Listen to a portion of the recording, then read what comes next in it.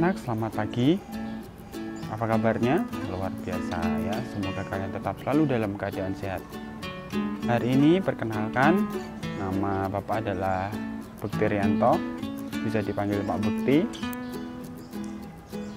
Ini perkenalan untuk khusus yang sekolah di luar SD Tarakanita 3, karena pembelajaran ini juga kita dilakukan secara bersama-sama, yaitu 5 unit SD Tarakanita di wilayah Jakarta. Oke, hari ini langsung saja untuk pembelajaran hari ini adalah KD 3.1, yaitu mengenai gerak lokomotor, yaitu dan indikatornya adalah mengenai jalan, lari, dan lompat. Hanya 3 itu saja. Oke, untuk yang pertama, gerak lokomotor, penjelasannya seperti ini, adalah gerak dengan memindahkan bagian tubuh ke tempat yang lain. Intinya seperti itu. Jadi ini sebuah gerakan yang dilakukan dengan cara berpindah tempat.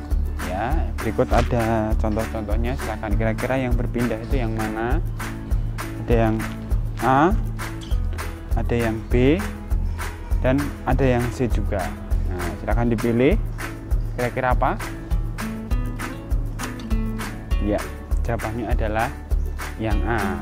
Untuk pemahamannya seperti di samping adalah gerak lokomotor adalah gerak yang berpindah tempat secara individu, tidak dibantu orang lain juga, misalnya ya. Jadi tidak ada orang lain yang membantu kita untuk melakukan gerak-gerakan tersebut, misalnya digendong atau dibantu pakai alat, di jinjing, itu tidak termasuk ya. Yang berikutnya kita akan memasuki contoh-contoh seperti gambar di samping, yaitu adalah gerak lokomotor. Yang pertama adalah jalan seperti ini, ada juga yang lari, dan ada lompat. Nah, nanti kita akan jelasin satu persatu. Untuk yang jalan itu seperti apa, yang lompat itu seperti apa, yang lari juga seperti apa. Untuk pengertian jalan, ini adalah sebuah gerakan yang dilakukan secara perlahan ke tempat lain secara melangkahkan kaki secara bergantian. Jadi tidak bersamaan. Kalau bersamaan kan beda, nanti kelihatannya kayak semacam yang horor-horor itu ya. Jadi ini jalannya sendiri-sendiri, kanan kiri, itu namanya jalan. Berikutnya kita akan masuki contoh atau ciri-ciri jalan yang baik. Kita masukkan ada 3 saja. Yang pertama adalah badan tegap ya, badannya tidak membungkuk, tidak miring ke kiri atau ke kanan ya. Itu salah satu indikasi atau indikator atau bentuk kalau jalannya itu bagus, badannya tegap. Yang kedua adalah tangan mengayun bergantian ya, bergantian, tidak diem aja kalau jalan begini ya. Enggak, tapi tangannya bergantian mengayun kayak jalan biasa begini ya. Yang terakhir adalah kaki melangkah secara bergantian, itu pasti, maksudnya tidak bareng-bareng ya. Berikutnya adalah lari. Untuk lari di samping, pengertiannya adalah melangkahkan kaki secara cepat dan kakinya juga melangkah secara bergantian, tapi nanti ada saat dimana kaki ini tidak akan menyentuh tanah ya, beberapa detik ya, sekian detik, mungkin 0, sekian detik, sepersekian detik, itu kaki tidak akan menyentuh tanah. Itu namanya lari ya. Bedanya sama jalan apa? Tentunya yang pertama adalah cepatnya tadi ya. Yang kedua adalah kalau jalan kaki selalu menginjak tanah, tapi kalau lari ada saat-saat tertentu kaki tidak akan menginjak tanah. Oke, berikutnya adalah ciri-ciri lari yang benar. Kalau tadi kan jalan yang baik, ini sekarang lari yang benar itu seperti apa? Nah, yang pertama badannya juga tegak ya, badannya agak tegak sedikit. Yang kedua adalah tangan membentuk siku-siku, tangan membentuk siku-siku seperti ini ya. Yang ciri-ciri ketiga adalah kaki melangkah bergantian secara cepat. Jadi kakinya cepat, beda sama yang jalan ya. Kalau jalan kan pelan begitu, kalau hari ini cepat sekali. Oke, sekarang adalah lompat. Nah, untuk lompat ini kita sering mendengar istilah lompat dan loncat. Kalau lompat itu menggunakan satu kaki, kalau loncat itu menggunakan dua kaki.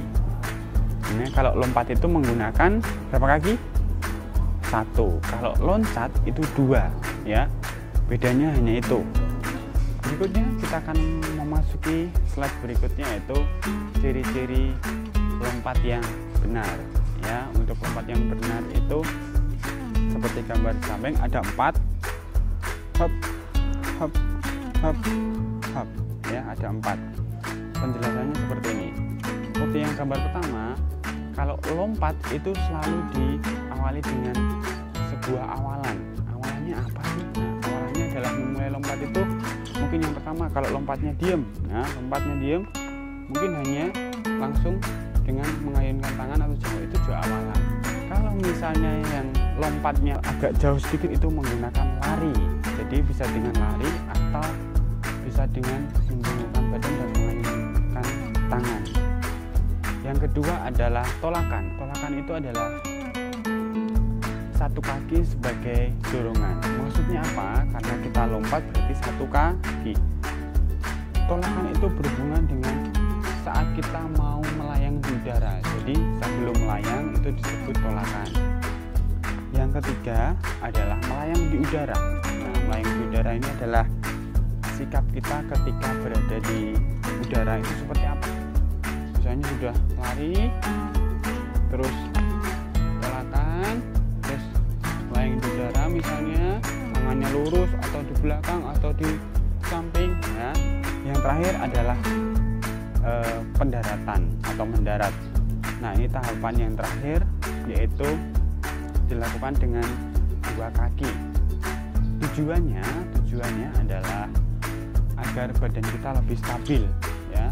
Meskipun tadi melompatnya menggunakan berapa kaki? Nah, satu kaki, tapi mendaratnya pakai dua kaki. Kita sudah hampir sampai di bagian akhir slide, yaitu mengenai tujuan pembelajaran hari ini. Tujuan mempelajari gerak lokomotor yang utama adalah untuk melatih jalan, lari, dan lompat. Itu 3 gerak dasar manusia. Intinya untuk membuat kita lebih sadar kalau misalnya olahraga itu bisa dilakukan dengan 3 hal ini saja: jalan, lari, dan lompat. Seperti itu. Semoga pembelajaran hari ini dapat dimengerti. Terima kasih anak-anak, sehat selalu, Tuhan memberkati. Salam Tarakanita, satu hati, satu semangat, Tarakanita, yes.